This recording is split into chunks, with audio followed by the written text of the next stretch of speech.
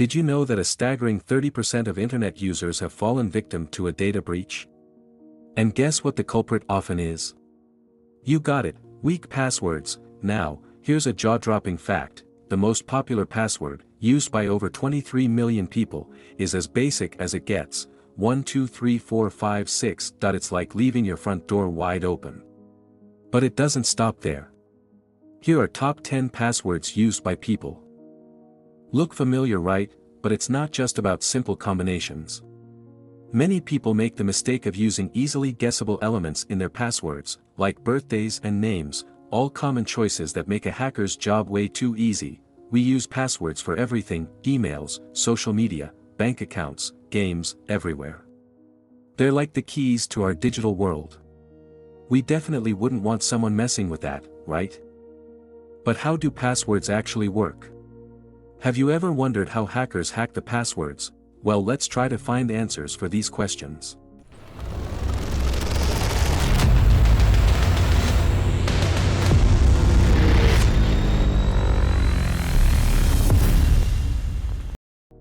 But before we look into complex stuff of password cracking, let's take a look into past of the passwords and try to learn some basics about the passwords. Passwords are not new things, they've been around since ancient times. Polybius, who was a Greek historian of the Middle Hellenistic period. In his work The Histories, he describes the system for the distribution of watchwords in the Roman military. A watchword or password were used for authentication of those wishing to enter an area. People will have to remember a password or watchword, and would only allow a person or group to pass if they knew it. Passwords in the military have never been uncommon, and they have evolved over time. Back in 1944, during the World War II, in the Battle of Normandy, the paratroopers of the U.S. 101st Airborne Division employed a unique system of passwords during their missions. The password, flash, was the challenge, and the correct response, thunder, became the password. The word thunder was chosen as the password because of its th sound, as there is no such sound in German language, making it difficult to German soldier who would likely be unable to hide his accent if he tries to answer the password. This dynamic challenge and response duo underwent a change every 3 days, adding an extra layer of security to their operations. Passwords have been around since computers began. In 1961, at MIT, Professor Fernando Corbató created the first digital password and the compatible time-sharing system, CTSS, which was an operating system at MIT, became the first to use passwords for login. Users had to type their password after a login command, and the system made sure it was private by turning off the printing mechanism. And later on in the early 1970s, Robert Morris, who was an American cryptographer, developed a system of storing login passwords in a hashed form as part of the Unix operating system. Now, you might be wondering, what's hashing, and how does it change the game in password security? Back in the day, passwords used to be stored as plain text on servers. The problem with this was that if hackers gained access to the server, all the passwords would fall into their hands, which would have been unavoidable since server data breaches can happen even in the most highly secure servers. To address this issue, computer scientists came up with a solution called hashing. So what is this hashing? Hashing is a process of converting input data, which is password, into a fixed-size string of characters, which is typically a hash code or hash value. Confused? Imagine hashing as a kind of secret code for passwords. It's like putting your password through a black box and it transforms your password into some unique sequence of characters.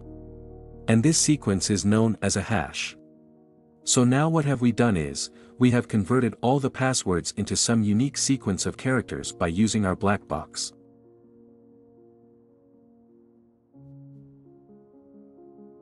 And now we store all the passwords in the servers, but this time in hashed form.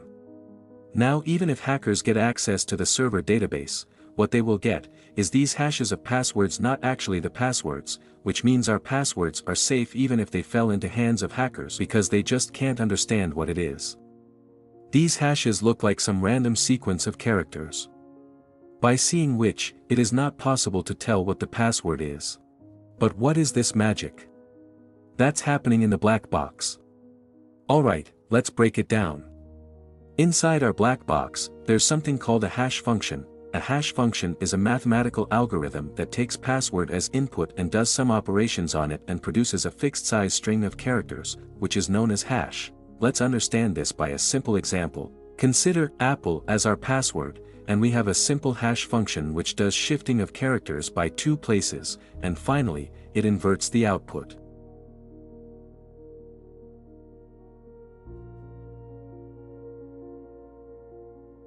So, by shifting by 2 places, we get LEAPP,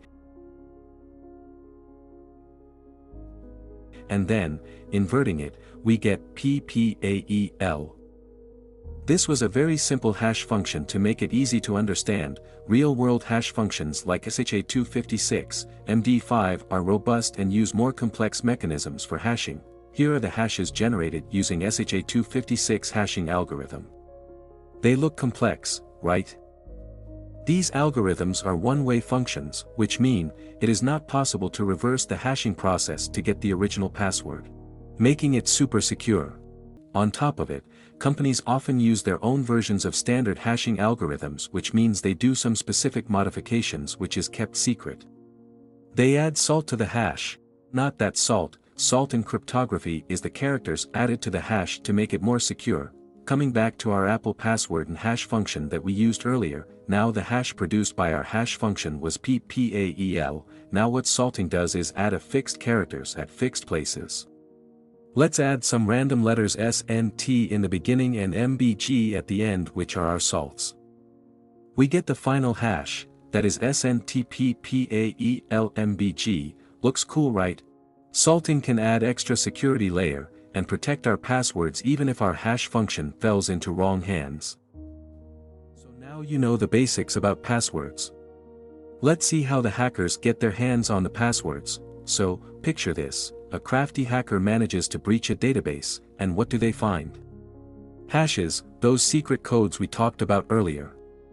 Now, the goal is to snatch these hashed passwords and convert them back into the original passwords. But, hold on, it's not as easy as it sounds. Because we already know that we can't reverse the hashes to original passwords, instead of reversing, hackers use different attacks to crack the code. These attacks are kind of like the ways they use to guess the password which produced the hash. Now, interestingly, the algorithms used to hash the passwords are standard, and their codes are available publicly because they need to be, as they are integral to the security process. One popular method hackers use is called a dictionary attack. No, they don't flip through a book, instead, they throw a massive list of common passwords, words, and phrases at the hashed passwords. If your password happens to be in their dictionary, they might just crack the code. They use different hacking tools that contain the collection of different hash functions.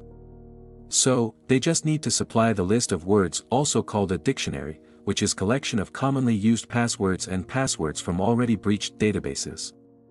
These word lists can contain millions of passwords. Modern-day computers can have hashing speeds from hundreds of thousands to millions of hashes per second. Depending on the hardware, so, if your password is as common as sharing a name with everyone's favorite fruit, Apple, you might want to rethink it. After all, those freely available dictionaries are like the gossip magazines of the password world. They know all the popular ones, and yours might just be the headline they've been waiting for. Next attack on our list is the Bruteforce Attack, the digital equivalent of trying every key in the bunch until one works. Hackers systematically try every possible combination until they find the right one.